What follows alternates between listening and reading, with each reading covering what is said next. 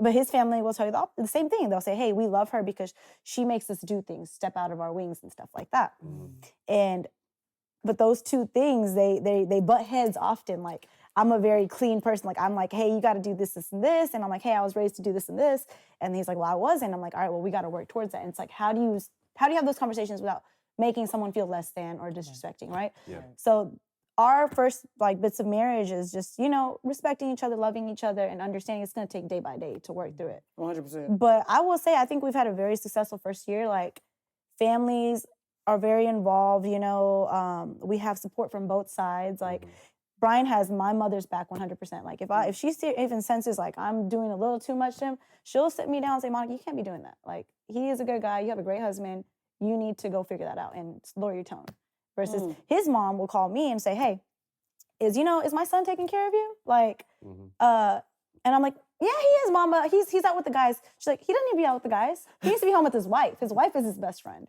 Like, our parents have each other's back. It's never like, oh, I got to protect my child. Like, they know that we're both safe and secure taking of each other. Yeah. So they know it's their job to take care of us, which is not common in like the Indian community. You see mothers back their son to the girl, right. Nigerians. Nigerians and their sons. Oh my goodness. Nah, extend that to ethnic. Ethnic. Yeah. I think that is the biggest blessing I had about marrying outside my race. And it's nothing saying, hey, like, that's every culture, right? But there's a little leeway you get of not being in that culture. Like, there's no expectation of you to do everything to the T. It's like, I don't have to be the traditional wife where I'm like, I'm the one cooking, the cleaning, and I have to have kids on your terms, Right. So it's just been a great, like, this first year has been about me and Brian. And I can say in the 7 years I've been with him, I've never had it's been about me and Brian. It's about, oh, what does my family have to say?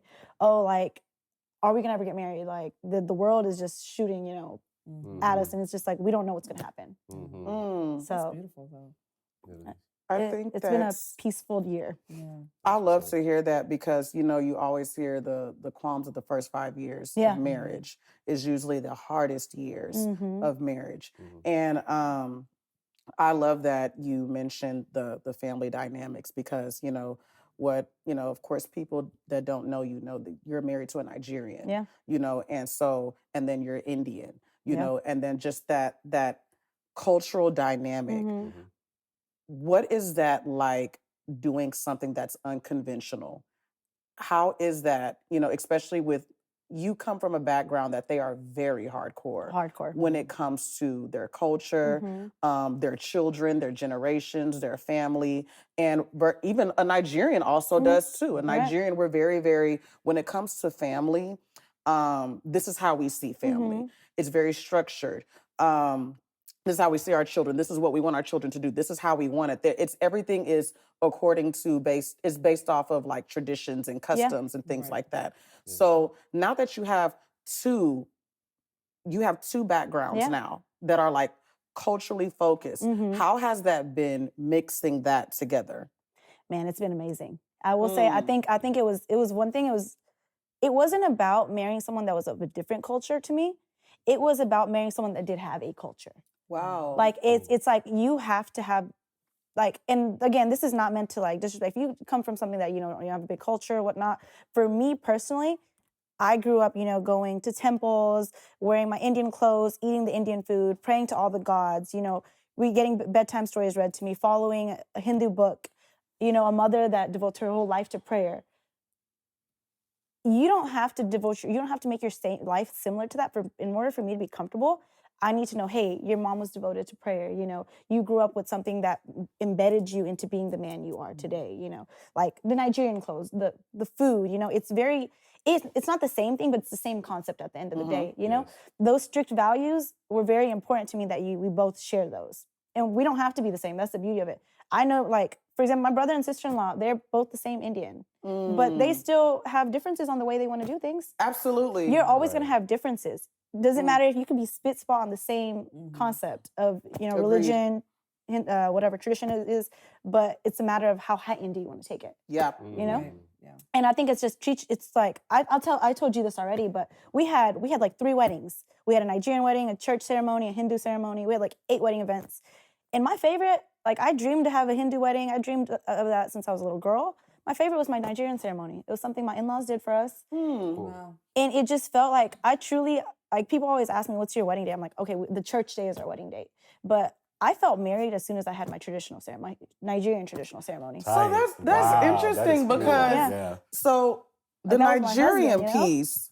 So what about that? Because you've always dreamed of having a Hindu wedding. Oh, always. You've always dreamed of that. And then just is it the person that you married that kind of made you feel like, you know what, this night did you feel more welcomed at that traditional wedding, or is it that? What was that like? Because I'm wondering, like, for somebody that's always dreamed to have a Hindu wedding and you see yourself in these clothes and things like that, what about the Nigerian wedding just captivated you more? Let me tell you, this one's gonna get a little deep for you. What captivated a little more for me personally was, so I know a lot of people don't know this. My mother, she wasn't on board about this wedding. Like, and she's known me and Brian have been together for 7 years, you know, and in her soul, she was just like, no, you're gonna marry an Indian guy, you're gonna marry an Indian guy. Up until 2 months before my Nigerian wedding, was it that she was like, okay, like, I'll come, like, and even then she was still having a hard time, like, accepting a different culture, having a wedding that was a part of a different culture.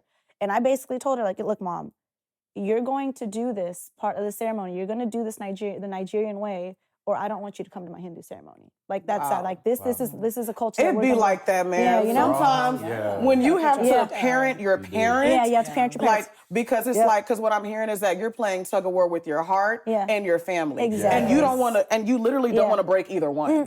But it comes to a place where you're just like, okay, am I choosing me? Yeah. Or do I choose them? Because you're not marrying your parents anymore. No. You're in a whole different home. I don't lay in bed with my parents at night. Listen. Look, my parent, like, through sickness and health, you know, like, so that part, and I'm not gonna lie to you, like, Reese, that was really hard for me too. Like, I'm trying to unlearn the things I've learned. Like, remember, I looked forward to my Hindu wedding. Yes. Was there a part of me that looked forward to my Nigerian wedding? No, I don't know what that felt like. I don't know what that was gonna be. There was the thrill, like, I have no idea. All I have to go off is, like, what's your wedding look like, right? I'm like, I know I'm gonna be a great bride. But then when you're there and you see your mother in traditional clothes that aren't hers, that are of your husband's, like, after it took years for her to come around, you see her dancing with the biggest smile on her face. You see your dad there, you know. You see your aunt and uncle. You see your husband just happy. You see all your closest friends and family just embedded in this culture that none of them know. We've all been to Indian weddings. All of our friends have. We haven't done this together. And this is Brian's side, someone who's so private, someone who doesn't, like, put his culture onto a lot of people. We get to shine light on him. And so that's why it was very important to me, because it was a very family-bringing moment to me. Facts. It was, like, really that was a finish line to me. That was like, oh, we made it. That, like, tied it all together, you know? 2 months before the wedding. 2 months before the wedding, girl. Wow. And mind you, I had already had it set in my head, my mom might not come to my wedding. Wow. Yeah, I had already embedded it, like, okay, like. You know what's interesting to me is that you think that this is only happening in your community. No. Right. You think this is only happening in your specific community. Because I know how serious Nigerians are when it comes to the wedding portion of their children. I know how mind-blowing, like, not even mind-blowing, I know how, like, I would say serious our parents can get and how much they actually sometimes suck the fun out of getting married. Oh, girl. Because they are so consumed with themselves and what they want that they disregard your feelings and they disregard your emotions. It's their wedding. It's their wedding. And they don't unlove you. Mm-hmm. They love you. They just don't really know how to express, you know, what they're feeling. They don't really know how to articulate it. You know why, though? What I'm finding out is that they weren't really given the chance to do that when they were growing up. Yeah. A lot of our parents are married to people that they probably shouldn't have married. Yeah, generational curses. Generational curses. There are parents. Wow, a lot of our that's parents tough. are in or are having kids with people that they probably shouldn't have had kids with. Yeah. But because culture, they stayed. Yeah. Because of culture. They endured. Bro, They that's stayed in so hard. marriages that They probably stayed shouldn't in stay marriages and they Yeah. stayed in things. And you know what the thing is? Like, I would always tell my mom. My mom still laughs about this to this day. I was like, look, my name is not Endurance.